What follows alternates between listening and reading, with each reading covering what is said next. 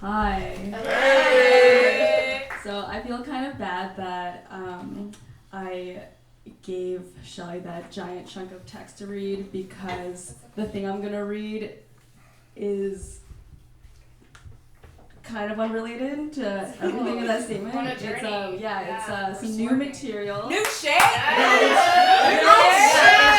It's definitely new shit. Yes.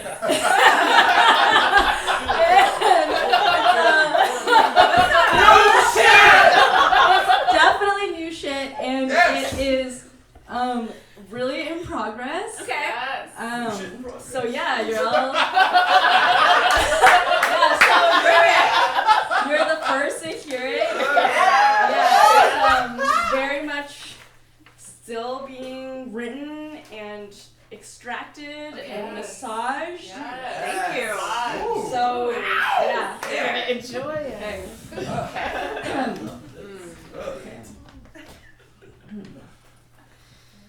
We have been sitting in the car for 20 minutes, and it's clear that we are going to be stuck on the ramp to I-80 for at least another half hour.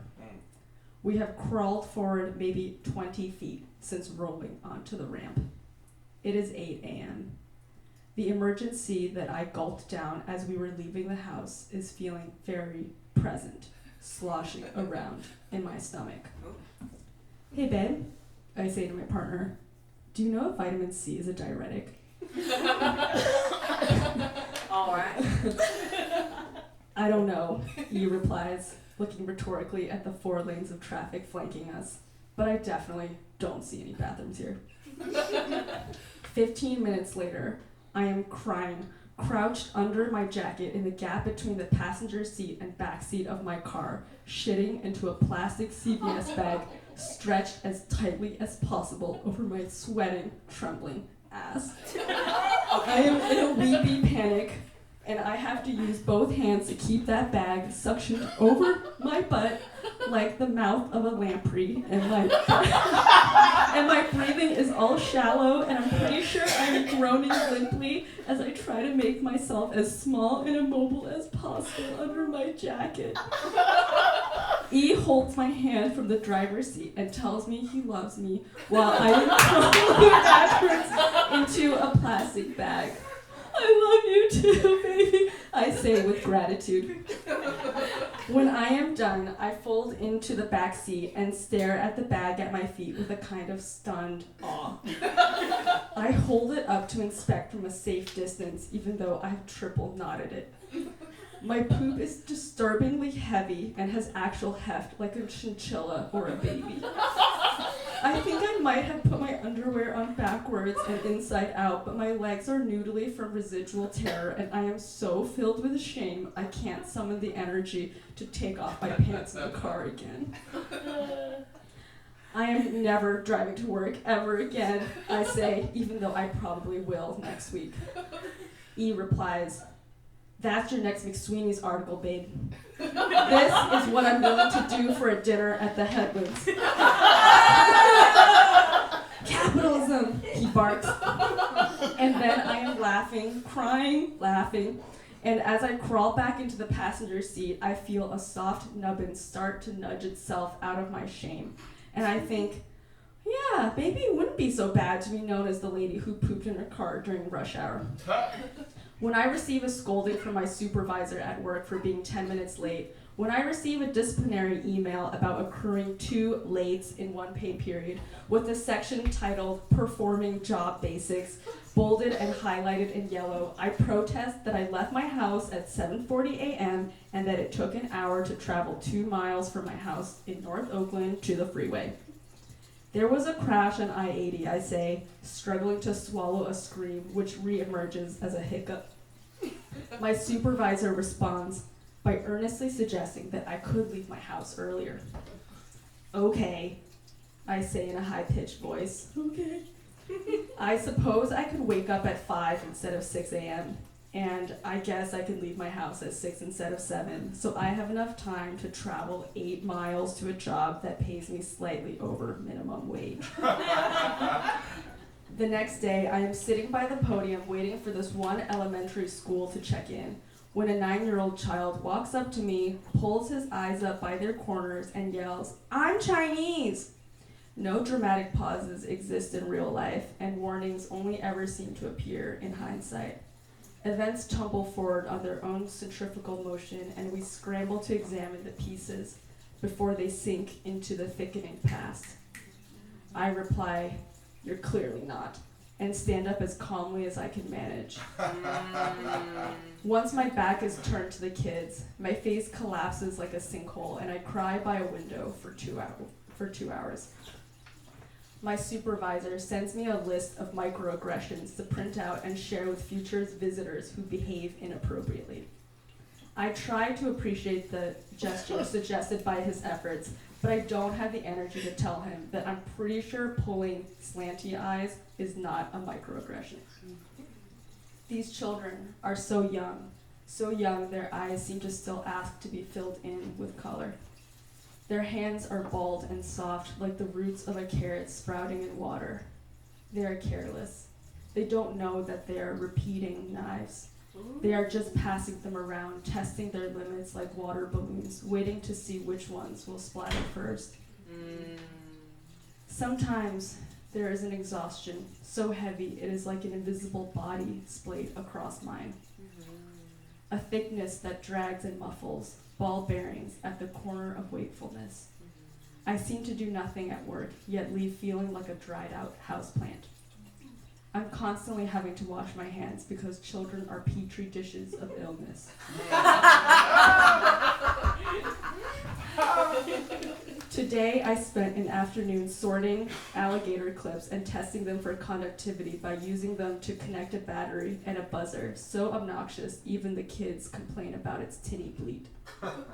I yell at children taller and heftier than me to stop running and pick up your trash, and pray that no one will yell at me back. It is tiring, although I'm also thankful in a way. It would be much easier to be swallowed up by work that promised prestige or added value for a CV, I think, right? One of my favorite installations at work is an assemblage called Slinky Treadmill. It is very simple and elegantly mesmerizing. There's a sloped treadmill whose speed you can adjust with a dial, and a large pink slinky you can place on the treadmill however you please. The slope of the treadmill is perfectly calibrated for the slinky to begin walking downhill with a gentle tap. There are no instructions, but intuitively kids will try to create a Sisyphean scenario for the slinky in which it continuously propels itself forward, never to reach the base of the hill. They are exuberant and crashing, and the slinky is usually so mangled and embattled by the end of each week that we have to replace them regularly. Because I am constantly playing with and replacing this slinky, I have recently been reminded of a star-shaped slinky that I had as a child, one of my parents' first gifts to me when I came to the United States. A soft candy pink fading through a milky plastic rainbow, glowing faintly in the fuzzing darkness. My dad and I are picking up my mom from work, and she is closing out the register. She hands me a star-shaped plastic cylinder that she bought at the Natural Wonders store in the mall, and I'm thrilled by its undulating segments, its ability to accordion with the back and forth of my hands. My mom is working as a cook and cashier at the Chinese takeout stall at the Lehigh Valley Mall, while my dad is a graduate student. Many toys come into my hands over the next few years, but most of them are not new. They are hand-me-downs from a family that has sponsored mine as part of a local program to welcome recent Chinese immigrants, all of whom happen to be doctorate students in the sciences. My parents have many photographs of me perched in front of a Christmas tree in our sponsor family's home, wearing tartan overalls, smiling, surrounded by gifts I know I can't touch. I learned earlier this year that during this period, my dad was frequently called to the county jail the next town over to provide translation services for undocumented Fujianese immigrants who had landed at the Philadelphia airport without any identification or a word of English. Apparently, it is a common tactic. board the plane with a counterfeit passport for which you sell the rights to your freedom, shred your papers in the bathroom, and walk into immigration without any documentation to incriminate or exonerate you. You are immediately placed in jail because as an alien you are guilty until proven innocent. The wardens of purgatory don't care that your village now contains only stray dogs and the dying, that the crops have shriveled, that your government has just sent tanks into a public square to gun down civilian protesters. You would rather knowingly walk into the limbo of prison. You come to this country without official anointment, lacking the right kind of economic value, necessary for restaurants, laundromats, grocery stores, agriculture, the cleaning of homes and institutions, schools, domestic care, the smooth tumble of a slinky down a gilded treadmill. But these are bad optics, very bad optics, therefore invisible, therefore inexistent, therefore not people.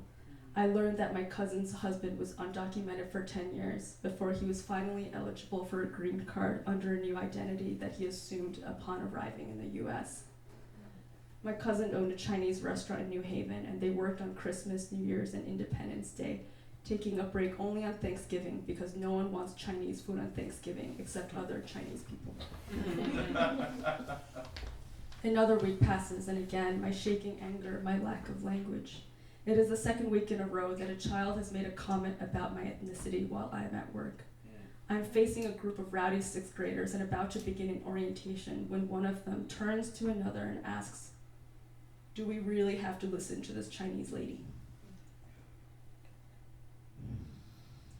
Our mouths are filled with knives. In retaliation, I glare at him speechlessly and plow forward with the orientation. His teacher can't seem to shed her students quickly enough. For the next 3 hours, I mostly see her wandering by herself in the museum. The next day, my supervisor approaches me and asks to check in regarding the incident from the previous day. I tell him I'm disappointed, but fine. I'm still reaching dumb. He asks if I've reviewed the list of microaggressions he emailed me following the incident last week. I replied that I don't see either of the gestures in question as microaggressions, that I don't think he understands what a microaggression is, and therefore neither this list nor its prescribed set of responses feel applicable. He insists I read his email. I regard him silently. He steps into my silence by suggesting that I use future instances of such acts as teaching moments, which makes me even angrier. I launch into a diatribe about doing double emotional labor, and I can't believe I'm having to explain this to a fellow Asian American person. I feel my voice rising, my heart pinched as if by a crab. I wish there were more than one kind of language. I wish there are seismographs for our psychic tremors, multiple doors, recognition of registers outside that of the verbal, like when a deer jumps backward in the tall grass right as you stare at it in surprised recognition. I wish I did not have to rely on well-mobilized, instrumentalized words like emotional labor or gaslighting or microaggression and pray that you and I are thinking of the same thing. The only language that has ever been truly useful for me has been bled dry by the folds of the textbook, the museum catalog, the promise of grant money.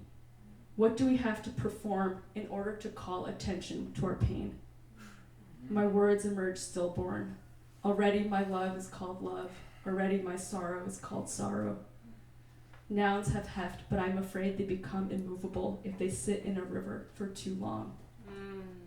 You close your eyes for just a minute to rest, and the next thing you know, your mouth is filled with stones.